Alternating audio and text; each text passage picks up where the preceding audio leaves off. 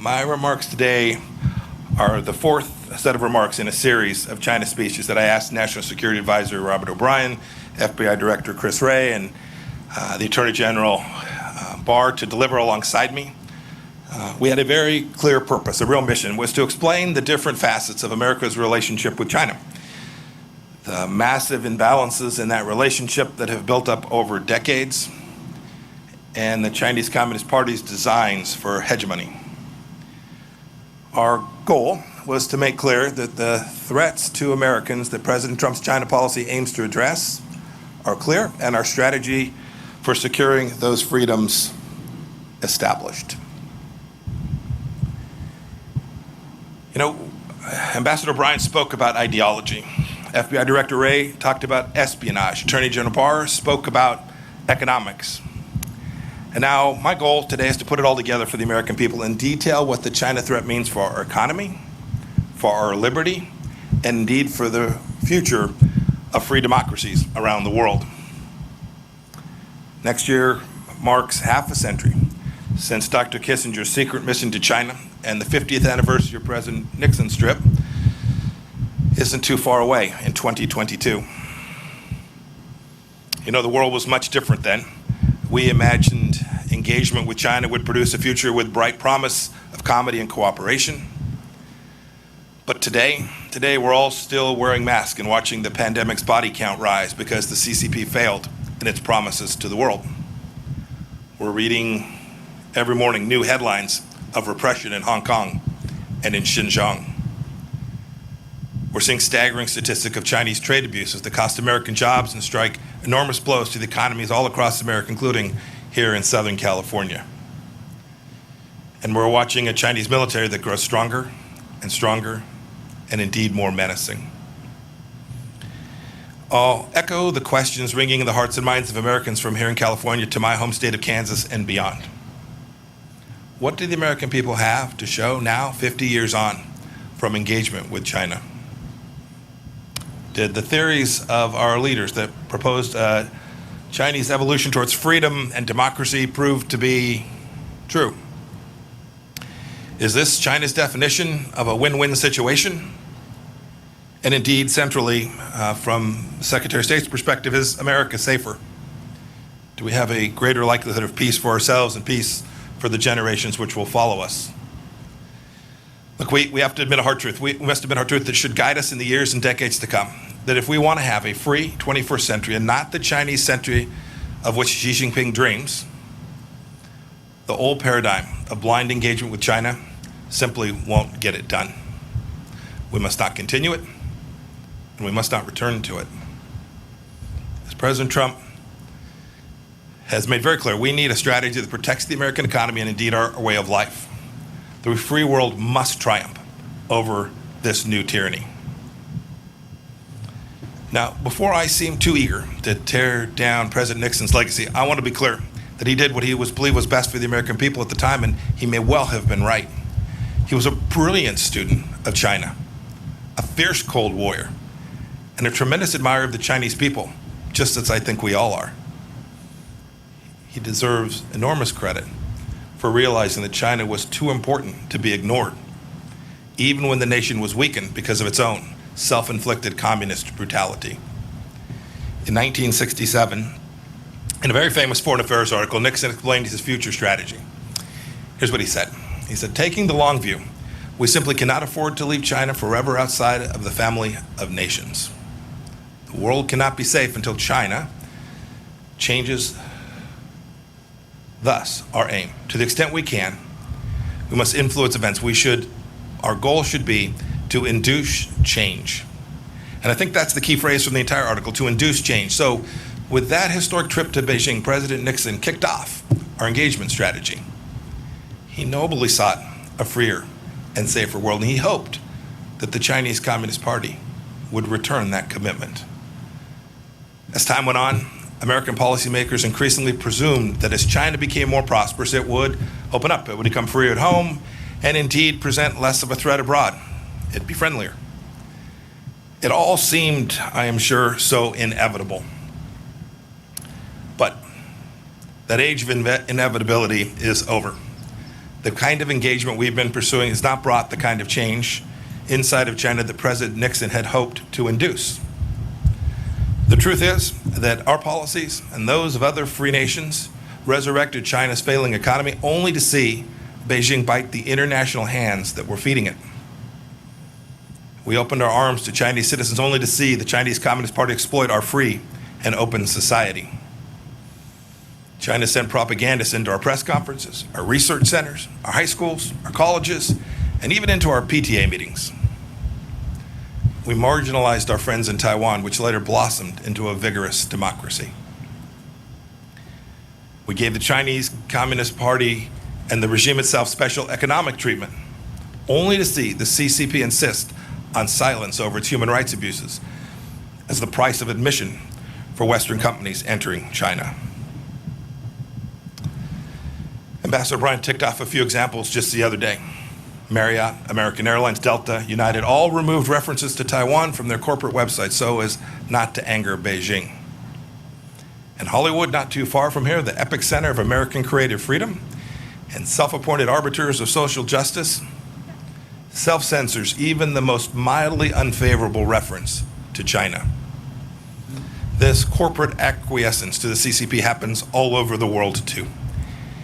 And how has this corporate fealty worked? Is its flattery rewarded?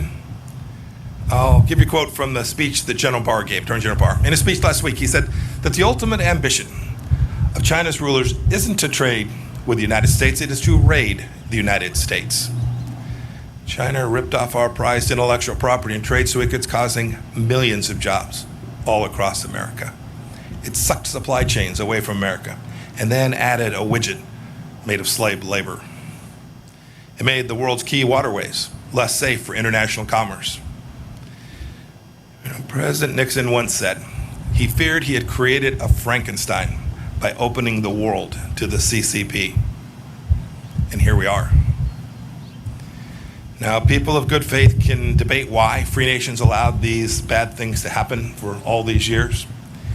Perhaps we were naive about China's virulent strain of communism, or triumphalist after our victory in the Cold War, or cravenly capitalist, or hoodwinked by Beijing's talk of a peaceful rise.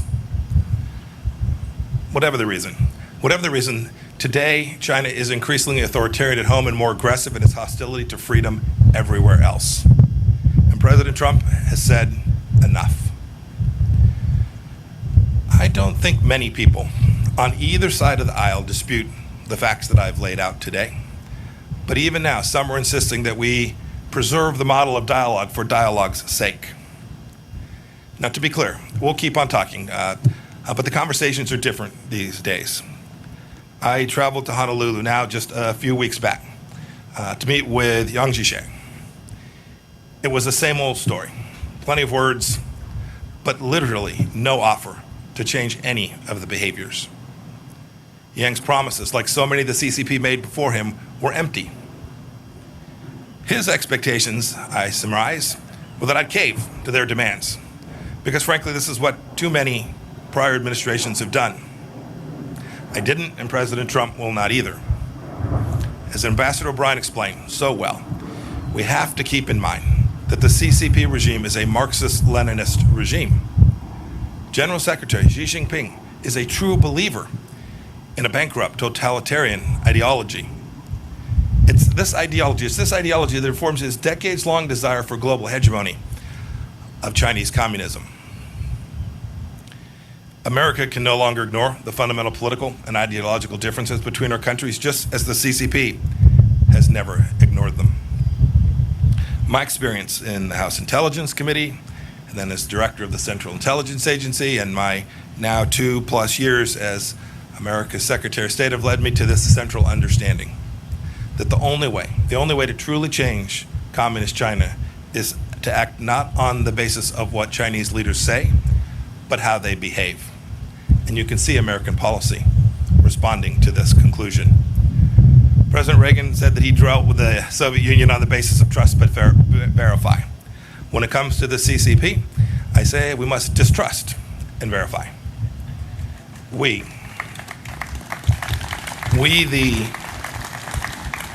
the freedom-loving nations of the world must induce China to change, just as President Nixon wanted. We must induce China to change in more creative and assertive ways because Beijing's actions threaten our people and our prosperity. We must start by changing how our people and our partners perceive the Chinese Communist Party. We have to tell the truth. We can't treat this incarnation of China as a normal country just like any other.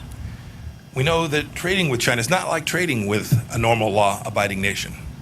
Beijing threatens international agreements treats international agreements as suggestions, as conduits for global dominance.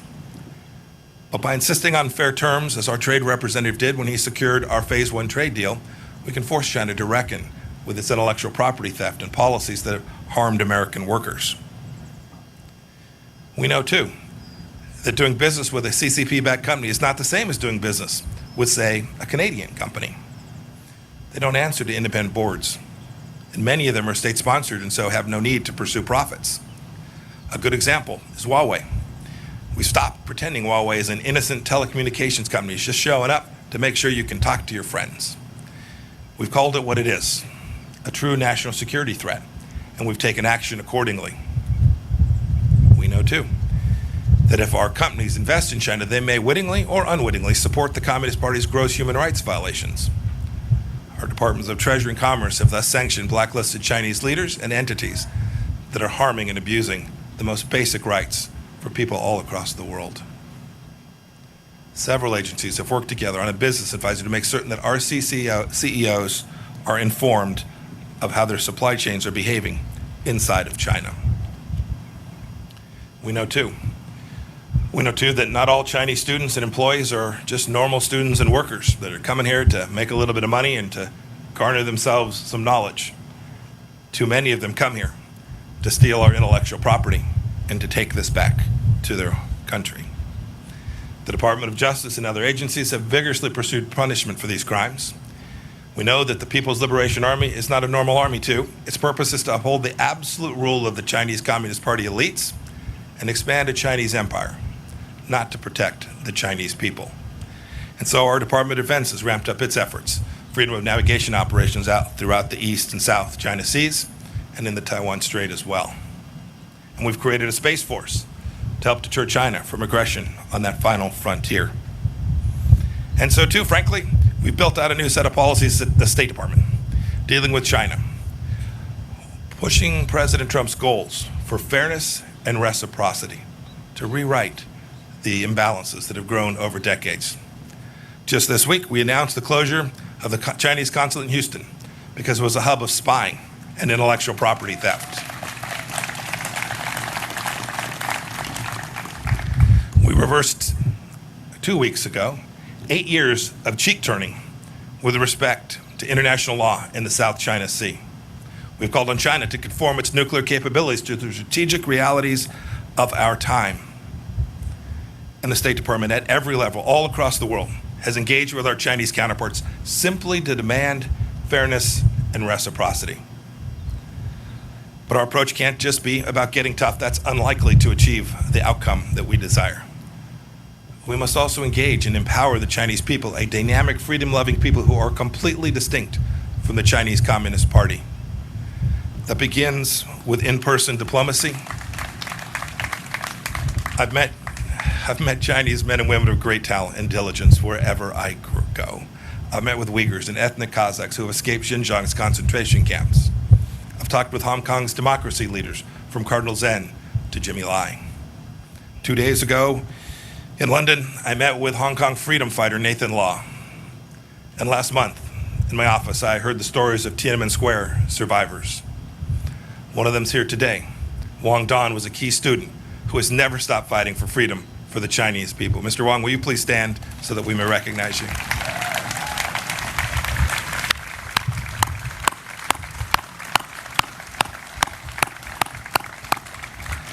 Also with us today is the father of the Chinese democracy movement, Wei Jinsheng.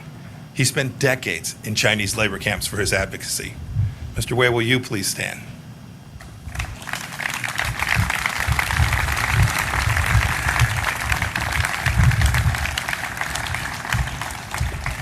You know, I grew up and served my time in the Army during the Cold War, and if there's one thing I learned, communists almost always lie. The biggest lie that they tell is to think that they speak for 1.4 billion people who are surveilled, oppressed, and scared to speak out. Quite the contrary, the CCP fears the Chinese people's honest opinions more than any foe. And save for losing their own grip on power, they have no reason to. Just think how much better off the world would be, not to mention the people inside of China, if we had been able to hear from the doctors in Wuhan, and they'd been allowed to raise the alarm about the outbreak of a new and novel virus.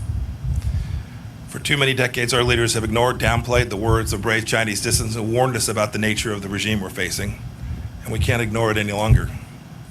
They know as well as anyone that we can never go back to the status quo. But changing the CCP's behavior cannot be the mission of the Chinese people, and free nations have to work to defend freedom. It's the furthest thing from easy. But I have faith we can do it. I have faith because we've done it before. We know how this goes. I have faith because the CCP is repeating some of the same mistakes that the Soviet Union made. Alienating potential allies, breaking trust at home and abroad, rejecting property rights and predictable rule of law. I have faith. I have faith because of the awakening I see among other nations that know we can't go back to the past in the same way that we do here in America. I've heard this from Brussels to Sydney to Hanoi. And most of all, I have faith we can defend freedom because of the sweet appeal of freedom itself. Look at the Hong Kongers clamoring to emigrate abroad as the CCP tightens its grip on that proud city. They wave American flags. It's true. There are differences. Unlike the Soviet Union, China is deeply integrated into the global economy. But Beijing is more dependent on us than we are on them.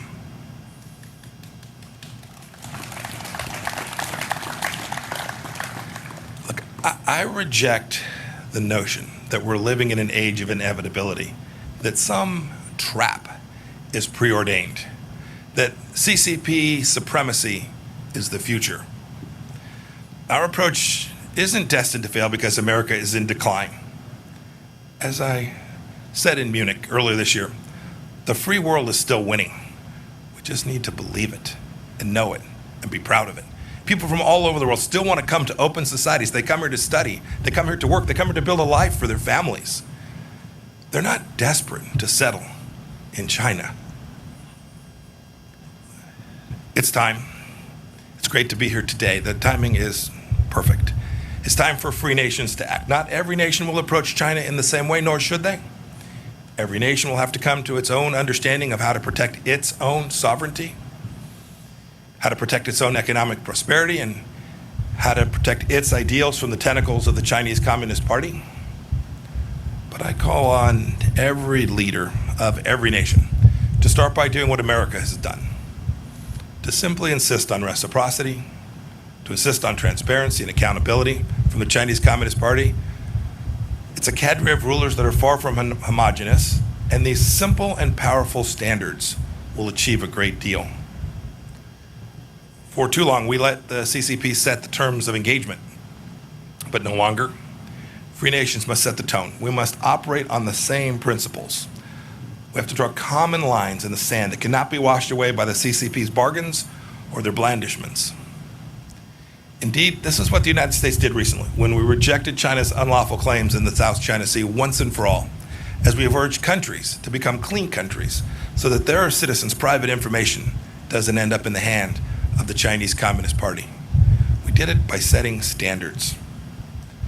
Now, it's true, it's difficult. It's difficult for some small countries. They fear being picked off. Some of them, for that reason, simply don't have the ability or the courage to stand with us for the moment. Indeed, we have a NATO ally of ours that hasn't stood up in the way that it needs to with respect to Hong Kong because they fear Beijing will restrict access to China's market. This is the kind of timidity that will lead to historic failure, and we can't repeat it. We cannot repeat the mistakes of these past years. The challenge of China demands exertion, energy from democracies, those in Europe, those in Africa, those in South America, and especially those in the Indo-Pacific region. And if we don't act now, ultimately, the CCP will erode our freedoms and subvert the rules-based order that our societies have worked so hard to build. If we bend the knee now, our children's children may be at the mercy of the Chinese Communist Party, whose actions are the primary challenge today in the free world. General Secretary Xi is not destined to tyrannize inside and outside of China forever unless we allow it. Now, this isn't about containment. Don't buy that. It's about a complex new challenge that we've never faced before. The USSR was closed off from the free world. Communist China is already within our borders. So we can't face this challenge alone.